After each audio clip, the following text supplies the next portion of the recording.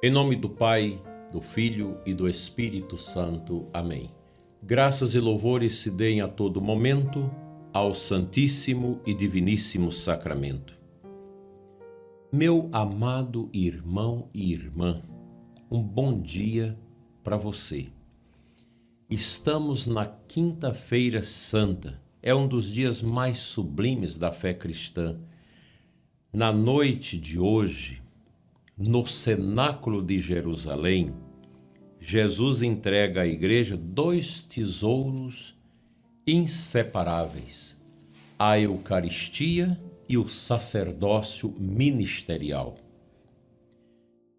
Sem o sacerdote não existe a Eucaristia, e sem a Eucaristia não existe a igreja.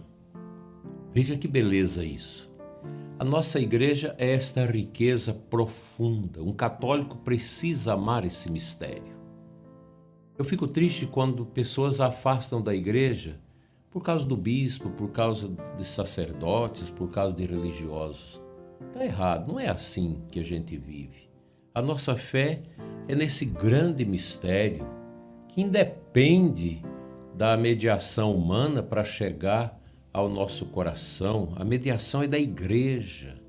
E nós, servos da igreja, nós sacerdotes, não somos nada senão canais. Como você, mãe, como você, pai, é canal de graça, de conversão para os seus filhos. O sacerdote é o amor do coração de Jesus, dizia São João Maria Vianney. Olha que bonita mensagem para mim, como padre, para você, padre, que me escuta. Hoje, em muitas catedrais, vai acontecer a missa do Crisma, a missa que o bispo celebra com seus padres, abençoa os santos óleos do batismo e dos enfermos e consagra o óleo do Crisma. Os padres fazem a renovação. Aqui na Diocese de Formosa, como vocês já sabem, ocorreu na terça-feira passada por causa das distâncias. É um dia maravilhoso, você deve cumprimentar o seu sacerdote, o padre da sua comunidade hoje, passar uma mensagem, dar uma palavra, fazer uma oração pelo padre da sua paróquia, porque é ele que traz a Eucaristia ao seu coração, mesmo não sendo talvez aquele homem perfeito, como nenhum padre é perfeito, nenhum bispo é perfeito. Mas, apesar de tudo, nós, sacerdotes, somos o amor do coração de Jesus. Quando olhamos para um padre celebrando a missa, não vemos apenas um homem. Vemos Cristo agindo através daquele ministério. E olha, gente, pode ser 1 milhão de missas ao mesmo tempo. É o mesmo Cristo que se encontra em todos os altares, fazendo da igreja uma unidade. A Eucaristia é isso. É pelas mãos do sacerdote que o pão se torna corpo de Cristo. É pelas mãos dele que o vinho se torna sangue de Cristo. É pelas mãos do sacerdote que o povo de Deus recebe o alimento da vida eterna. A gente nunca pode esquecer isso. Nunca. De maneira alguma. A gente precisa ter esta consciência, como São Pedro Julião afirmava: a Eucaristia é a maior prova do amor de Jesus. Tanto que a Eucaristia brota do coração de Jesus na Quinta-feira Santa, quando ele a institui e delega os apóstolos para fazer aquela memória presente, atualizada. A missa é o santo sacrifício do Senhor. Este santo sacrifício que enche nosso coração de santa alegria, de beleza, de bondade. Na última ceia, Cristo sabia que seria preso naquela mesma noite. Sabia que enfrentaria a cruz. Mesmo assim, escolheu permanecer conosco de uma maneira extraordinária no Santíssimo Sacramento. Meu dileto irmão, minha dileta irmã, pense quantas igrejas existem no mundo, a gente não sabe. Pense em quantos sacrários guardam a presença real de Jesus, o mesmo Cristo que está aqui no nosso altar da catedral, aqui no altar da casa episcopal, lá do meu estúdio. No mundo inteiro, é o mesmo. Porque ali está Jesus vivo, que nós adoramos. Ali está o Senhor que continua visitando o seu povo. Hoje nós teremos a missa à noite, a missa da ceia do Senhor, abrindo o tríduo pascal. Até às 18 horas ainda vamos viver esse período, esse prolongamento quaresmal. Mas a partir das 18 horas já vamos viver as vésperas do mistério da paixão e vamos celebrar com muito amor hoje a ceia do Senhor, o translado do Santíssimo. Vamos viver a cena do lava-pés, quando a paróquia escolhe aí 12 homens para representar os apóstolos, que Jesus vai lavar-lhes os pés, porque não pode haver Eucaristia sem disponibilidade de perdão, de serviço, de amor, de justiça e de entrega. A celebração do lava-pés, essa cerimônia simples, ela quer ser mais do que um visual para nós. Ela quer ser um toque no nosso coração. Eucaristia exige perdão, exige lavar os pés uns dos outros, exige servir. O lava-pés é esse servir. Jesus ata seu manto, sua toalha na cintura e sai a lavar os pés dos apóstolos e a enxugá-los e a beijá-los. A gente repete esse rito para que ele enche o nosso coração. E esse rito não deve ser marcado por ideologia. A liturgia não pode entrar nesse mundo de ideologia. A ideologia começa quando você já coloca as mulheres no lugar dos apóstolos, coloca outros elementos que vai desfigurando aquilo que o texto bíblico diz para nós. A mulher tem seu lugar na igreja muito privilegiado, mas há esse feminismo dentro da teologia da libertação que quer levar a mulher a ocupar o lugar do sacerdote. Isso já está fechado, essa questão. Nós não somos igreja anglicana, nós não somos protestantes, nós somos católicos. O altar é o lugar do homem. Isso não diminui as mulheres. Isso não fragmenta o ser feminino. Os feministas deveriam brigar lá com o pessoal os terroristas islâmicos aí que destrói a dignidade das mulheres, a reputação das mulheres. É impressionante. 40 e tantos anos de opressão das mulheres no Irã, nunca ouvi uma feminista falar contra isto. Mas o fato de não ter mulheres no lava-pés, então já significa que nós estamos discriminando as mulheres. Não. Jesus lavou os pés dos apóstolos. Se você começa por ideologia fazer essas trocas, a gente vai criando um espaço que não ajuda na santificação de nós mesmos. Então hoje é um dia bonito e nós queremos vivenciar essa liturgia com grande profundidade, porque após a Santa Missa de hoje, o Santíssimo será tirado da igreja e levado para um outro lugar e nós faremos adoração até meia-noite e amanhã e sábado as nossas igrejas ficarão vazias, sem o sacrário, com a Eucaristia dentro. Para que isso?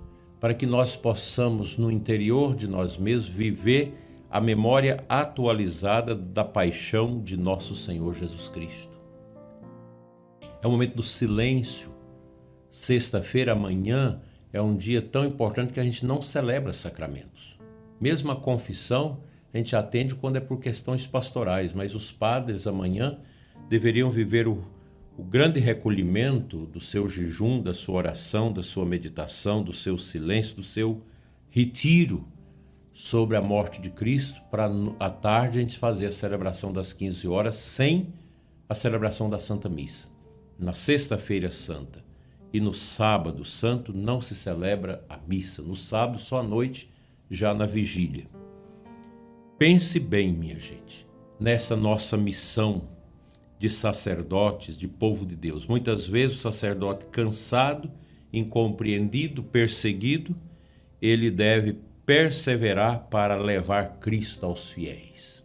Quantas vezes sacerdotes que são perseguidos porque são padres de verdade, perseguidos pela teologia da libertação, pelas incompreensões. Às vezes o padre até quer mudar da diocese. Não, o lugar de você se santificar e viver o seu martírio sacerdotal é aí. Não arrede o pé da verdade da igreja. Ninguém, nenhum bispo pode outorgar contra um padre que quer viver a sua fé, viver o seu sacerdócio como a igreja ensina. Nós não podemos, como bispo, legislar contra aquilo que a igreja determina, né? O padre que permanece fiel ao seu ministério encontra uma alegria profunda, porque a sua vida está unida ao mistério de Cristo. E sabe, meu padre, quando a alegria mais profunda chega no seu ápice? Na hora da nossa morte, quando a gente ceder o Espírito a Deus e poder dizer para Jesus: Senhor, eu combati o bom combate e guardei a minha fé, guardei meu celibato, guardei minha castidade, guardei minha pobreza e guardei a minha obediência. Que Deus ajude os nossos sacerdotes e todo o nosso povo, as nossas famílias, para que gerem bons sacerdotes para a igreja, assim seja.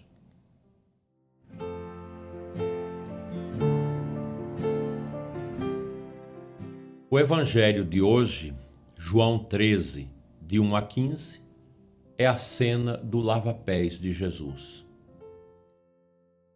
Esse evangelho apresenta Jesus aos pés dos discípulos. São João escreve: sabendo que tinha amado os seus que estavam no mundo, amou-os até o fim. Depois Jesus disse: se eu, Senhor e Mestre, vos lavei os pés, também vós deveis lavar os pés uns dos outros. O sacerdócio ministerial nasce exatamente desse amor que se coloca a serviço. A vida de um sacerdote, seja padre ou seja bispo, vai nessa linha, a linha do serviço, do servir até morrer, do se colocar a serviço do povo de Deus, como a igreja nos ensina, não com ideologia. O padre não é para ser um sindicalista, não é para ser político. Outro dia eu vi um padre que é político, né? Fiquei pensando, meu Deus, ele não compreendeu o valor do altar, trocou o altar pelo palanque da política. O sacerdote é para ser padre, somente padre até a morte, vivendo a sua pobreza, a sua obediência, a sua castidade. Nenhuma missão neste mundo é mais bela e mais profunda ao alcance daquilo que é a vocação de um sacerdote. E o sacerdote nasce desse amor. O sacerdote nasce de uma família, sobretudo de famílias que rezam.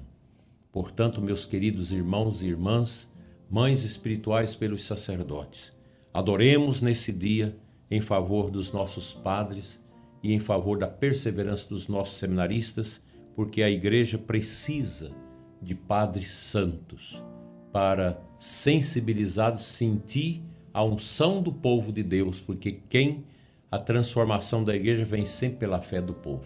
Nós já falamos isso aqui e precisamos retomar.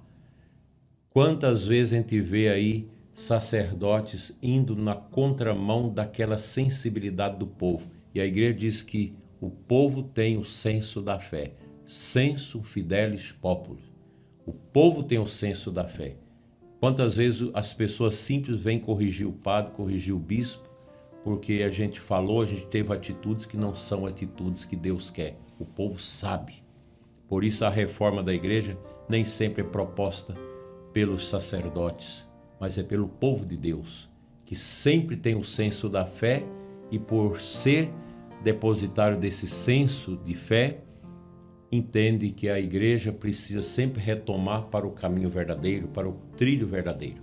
Não adianta a gente querer impor ideologia, teologia da libertação da cabeça do povo, que não adianta, não entra.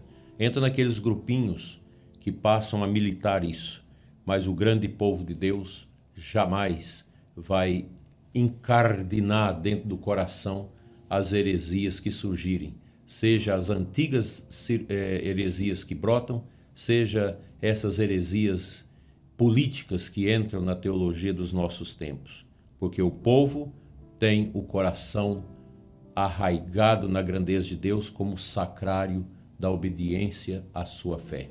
Que Deus nos abençoe para fazermos a vontade de Deus, ouvindo sempre o clamor do seu povo.